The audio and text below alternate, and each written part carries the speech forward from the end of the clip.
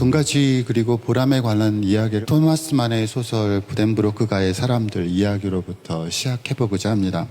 소설의 제목에 부제로 어떤 가족의 몰락이라는 부제가 붙어 있습니다. 토마스 만은 19세기라고 하는 시간과 상업도시 르벡이라고 하는 공간을 배경 삼아서 시민계급의 삶을 묘사하고 있습니다. 부덴브로크가 이룩한 부는 시민계급의 정체성 그 자체를 알 수 있습니다. 시민계급에게 이들이 이룩한 부는 기독교적으로 해석된 부끄러움도 혹은 천국으로 가는 길을 가로막고 있는 위험 요소도 아닙니다. 그들에게 부는 시민계급 정체성의 근원입니다.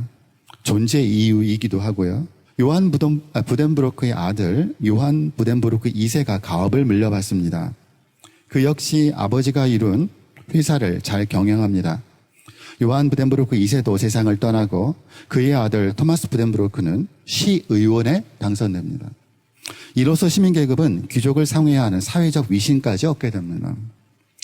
부덴브로크 일가는 이제 부러울 것 없는 가문이 된 것이죠. 행복의 절정에 도달해야 하는 순간 남부러울 것 없는 것처럼 보이는 부덴브로크 가문엔 숨겨진 근심이 있습니다. 부덴브로크 가문의 4대인 하노 부덴브로크는 아버지 토마스 부덴브로크처럼 충실한 시민계급의 전형이 될 기미가 대체 보이지 않습니다. 아들로부터의 위기뿐만 아니라 토마스 부덴브로크 내적으로도 팽팽한 긴장감에 시달립니다. 그에게 요구되는 어떠한 열렬한 관심이 결여되는 경우 그의 내면은 너무 빈곤하고 황폐하게 되어 거의 끊임없이 어떤 알 수 없는 분노에 시달리게 된다. 자기적으로, 의식적으로, 억지로 이런 행동을 취함으로써 사람들 사이에서 그가 하는 말이며 동작이며 아무리 사소한 행동 하나조차도 힘들고 소모적인 위선 짓거리가 되고 마는 것이다. 부를 바탕으로 아버지 세대의 시민계급은 갖지 못했던 명예까지 도달했으나 토마스 부덴브로크는 절대 내적 만족을 얻지 못했던 것입니다. 몇 년 전에 시의원에 선출된 것이 그가 도달할 수 있는 최고의 지위였다. 그 자리를 지키고 관직을 그대로 차지하고는 있었지만 그것이 고작이었다. 현재와 옹색한 현실만 있을 뿐 어떤 미래나 야심만만한 계획 같은 것은 더 이상 없었다. 부덴브로크가의 몰락을 다룬 토마스 만의 소설은 돈과 지위 그리고 보람이라는 문제를 다각도로 생각하기에 아주 적절한 문제제기라 생각합니다. 이제 잠시 무대를 고대 그리스로 옮겨볼까 합니다. 이들은 마라톤에 참가하고 있고 이들은 도착점을 향해 달려가고 있습니다. 이들 중 단 한 명만 우승자가 됩니다. 우승한 사람에게 주어진 것은 월계관입니다. 그뿐입니다. 월계관은 마라톤 우승자의 상징인 상일 때는 엄청난 의미를 지니는 물건이지만 월계관을 경제적 가치로 환원하는 순간 월계관은 보잘것없는 나뭇가지가 됩니다. 만약 우리가 경제적 쓸모만을 인간 행동의 동기로 파악한다면 마라톤에 참가하고 있는 선수들은 정말 쓸데없는 짓을 하고 있는 것입니다. 여기서 우리는 고대 그리스인들이 인간의 삶에 대한 이해 방식을 생각해 볼 필요가 있습니다. 고대 그리스는 노예제 사회였습니다. 노예적인 삶과 노예적인 삶이 아닌 것을 엄격하게 구별했고 노예가 아닌 사람은 자신이 노예적 삶을 살고 있지 않다라는 것을 반드시 증명하는 것이 인간의 삶이라고 생각했습니다. 고대 그리스인들은 인간의 삶을 두 가지 형태로 나누었다고 합니다. 하나는 죽지 않기 때문에 살아가는 삶, 즉 연명하는 삶입니다. 연명하는 삶을 그리스인들은 그다지 높게 평가하지 않았습니다. 왜냐하면 연명하는 삶은 인간의 특성을 드러내지 못하기 때문입니다. 사람이라면 마땅히 유지하는 삶, 연명하는 삶, 그 이상을 기대해야 합니다. 그들은 의미 있는 삶을 추구하는 사람입니다. 마라톤 선수는 자신이 노예가 아님을, 그리고 노예적 삶이 아니라 가장 인간다운 삶을 살고 있음을 증명하는 중입니다.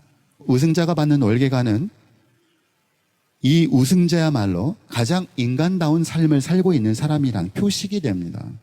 이들이 추구한 인간다운 삶, 인간다운 삶을 추구했을 때 얻게 되는 만족감, 저는 이것을 보람이라 부르고 싶습니다. 토마스 부덴브로크에게 없었던 것이 바로 이 보람이죠. 아리스토텔레스의 니코마코스 윤리학은 인간이 어떻게 살아야 하는가에 관한 질문과 답을 포함하고 있는 책입니다. 아리스토텔레스는 행복을 강조합니다. 행복은 그 자체로 잘 사는 것이자 잘 행위하는 것입니다. 우리는 먹고 살기 위해선 돈이 필요합니다. 누구나 마찬가지입니다. 돈은 잘 행위하기 위해, 잘 살기 위해 필요한 조건입니다. 하지만 그 자체로 사람을 무조건적으로 행복하게 만들어줄 수 있는 충분 조건은 아닙니다. 어떤 경우 우리는 돈을 많이 벌었는데도, 많은 보수를 받았는데도 마음이 편치 않은 경우가 있습니다.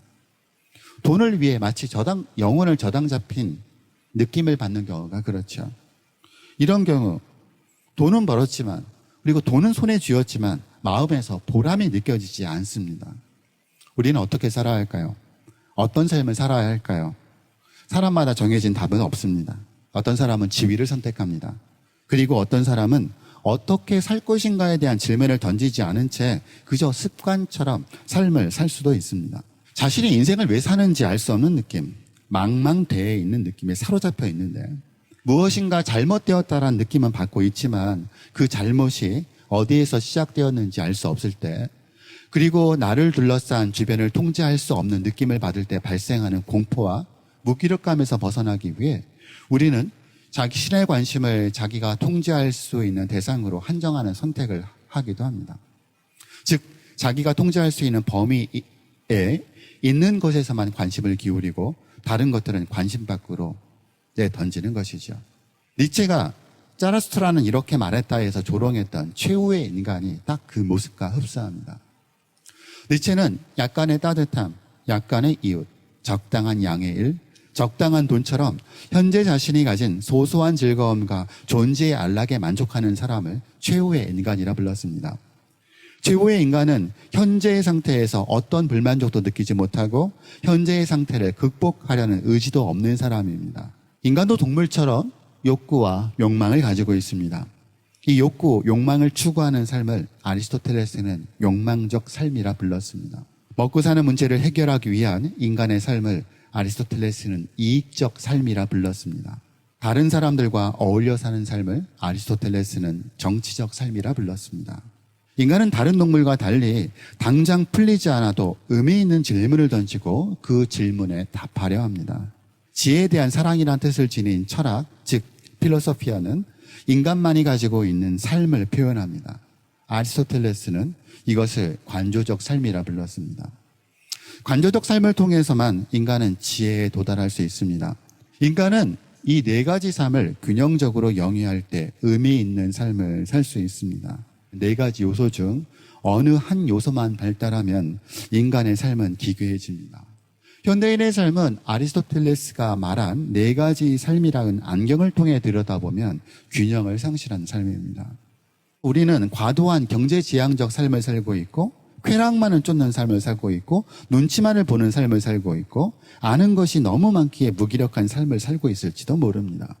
배부른 돼지가 될 것이냐, 배고픈 소크라테스가 될 것이냐. 사람은 배부른 돼지와 닮은 구석이 분명히 있지만 사람은 돼지가 아니기에 호구책이 다급함에서 한 발자국 거리를 두게 되면 잊고 있던 소크라테스의 꿈을 다시 생각하는 순간을 언젠가는 맞이하게 됩니다.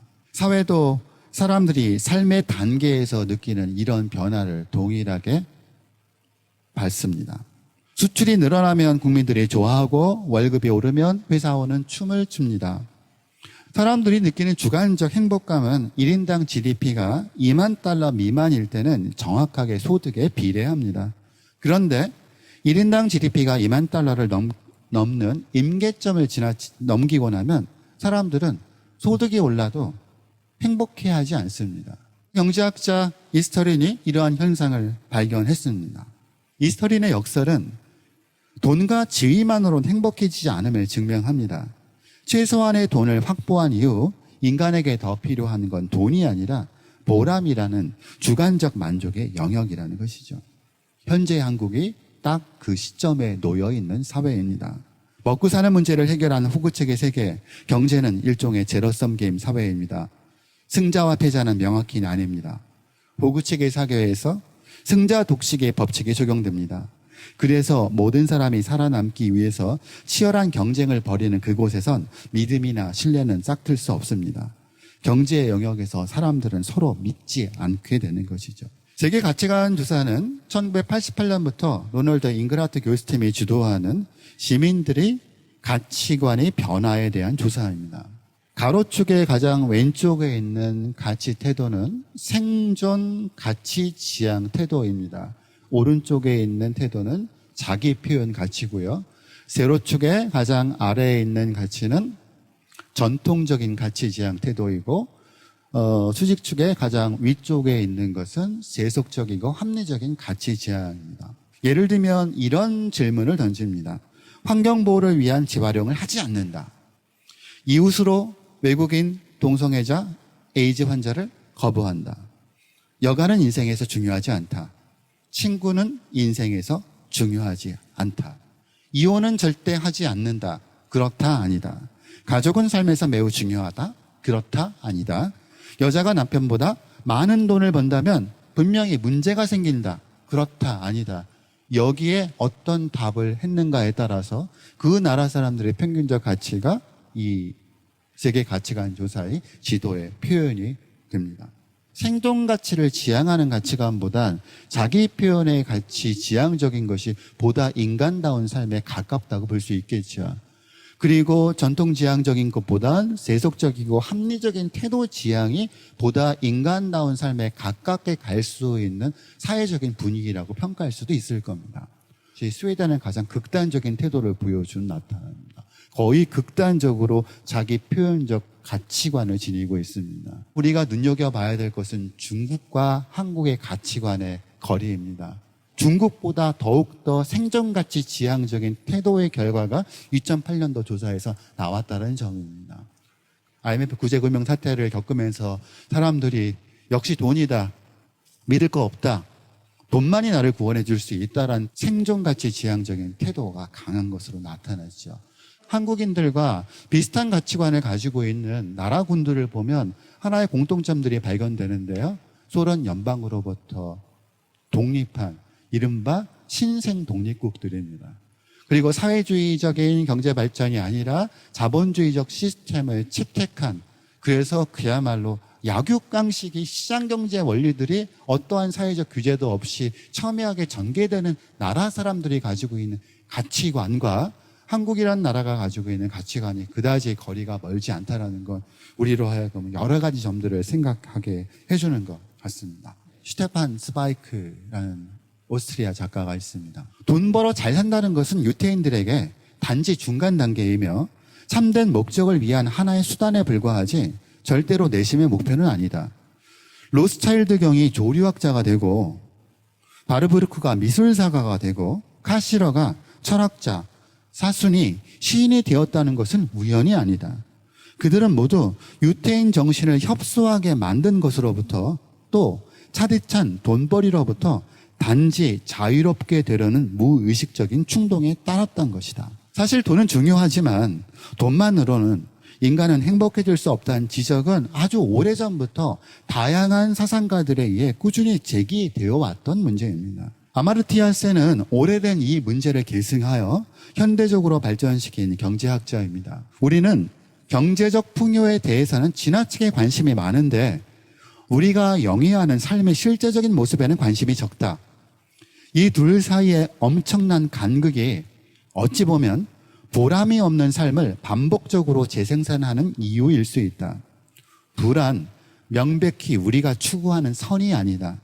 왜냐하면 그것은 단지 유용한 것일 뿐이며 다른 것을 이루기 위한 수단이기 때문입니다. 우리가 수단에 불과한 경제적 발전과 부의 축적을 그 자체로 인생의 목적으로 삼는 이상 우리는 삶에서 보람이라는 차원은 어느새 사라지고 말 것입니다. 성장과 발전은 다릅니다. 성장은 발전을 위한 필요 조건이지 충분 조건이 아닙니다. 인간의 목적은 발전이지 성장이 아닙니다. 사람들의 역량을 증대시키는 것이 자유의 확장이고 이것이 발전의 수단이자 목적입니다. 발전 없는 성장은 웃자라는 것에 불과합니다. 발전 없이 성장만 한다면 부와 지위는 행복을 보장해 주지 않습니다. 오히려 가치 아노미 상태만 불러올 뿐입니다. 맹자는 사람됨, 즉 인성에 대해서 끊임없이 물었습니다.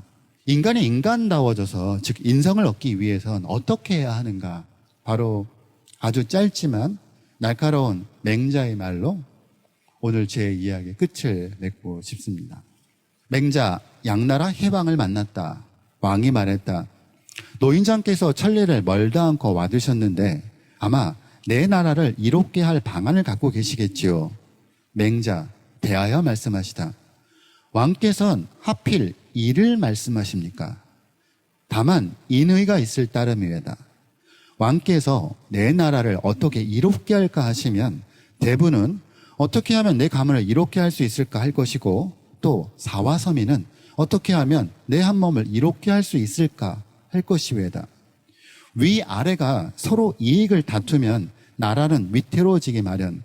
만승의 나라에서 임금을 시해할 자는 반드시 천승의 가문에서 나오고, 천승의 나라에서 임금을 시해할 자는 반드시 백승의 가문에서 나옵니다. 만승의 나라에서 천승의 복록을 취하고 천승의 나라에서 백승의 복록을 취하니 전 것이 아니건만은, 그러하나 의를 뒤로 하고 이를 앞세우면 윗사람 것을 빼앗지 않곤 만족하지 않을 터입니다. 인한데 제 부모를 버리는 자가 있을 수 없고 의로운데 임금을 팽개칠 사람도 없습니다. 왕의 말이라면 오직 인의 일따름인데 하필이면 이익을 운운한다는 말이 왜일까? 왜 하필이면 이익만을 운운한다는 말이 왜일까? 지금 우리에게 필요한 질문일지도 모르겠습니다. 왜 하필이면 우리는 돈에 대해서만 생각하는 것일까요? 돈으로 보람을 살 수 없다라는 것을 잘 알고 있음에도 말입니다.